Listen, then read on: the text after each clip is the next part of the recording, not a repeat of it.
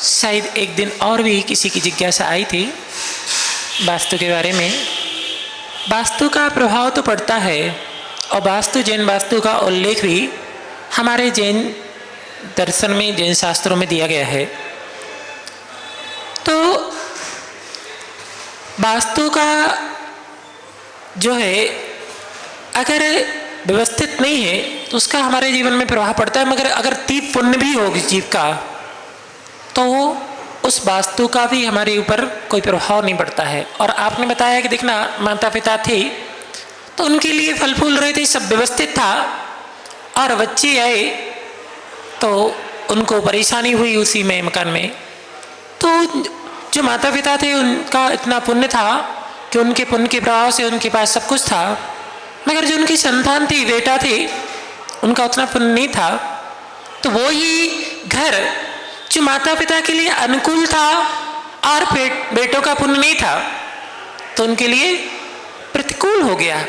तो वास्तु का प्रभाव तो पड़ता है, मगर इतना नहीं पड़ता है कि देखना अगर हमारा पाप कर्म का उदय हो तो बना हुआ वास्तु भी हमारे लिए हानिकारक हो जाता है, और अगर हमारा पुण्य कर्म का उदय हो तो बिगड़ा हुआ वास्तु भी हमारे लिए कार्यकारी भी हो जाता है। तो थोड़ा बहुत पड़ता है, वो निमित्त है वास्तु।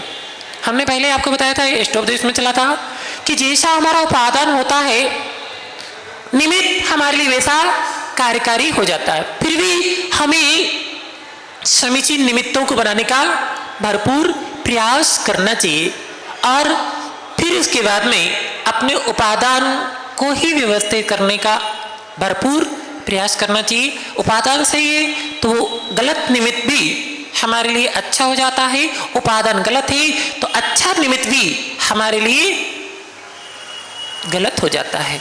तो वास्तु का प्रभाव तो पड़ता है, मगर उतना नहीं पड़ता जितना वर्तमान में चल रहा है। हर चीज में वास्तु वास्तु वास्तु हर देख रहेंगे।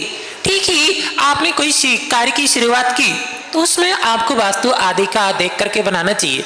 अब बन गया है और वास्तु के नाम पर फिर उसको पूरा ध्वस्त किया जा रहा है तो वो गलत है। बन गया है, अब जितना बन सकते आप अपना अच्छा उपादान करो, अच्छे भाव विशुद्ध बनाओ, अच्छा पुरुषार्थ करो, तो वही वास्तु आपके लिए उपयोगी भी साबित हो सकता है। ठीक ना? तो ज़्यादा विकल्पों नहीं पड़ना चाहिए। आप शुरुआत करते समय देख लो वास्तु आदि का आपको ज्ञान है, पता है, किसी से बताया तो देख लो। अब हो गया कार्य, अब वास्तु का कोई विकल्प नहीं करो, बस अपना पुरुषार्थ समीचीन करो, उपादान को व्यवस्थित बनाने का पुरुषार्थ करो, वही वास्तु आपके लिए कार्यकारी भी साबित हो जाएगा।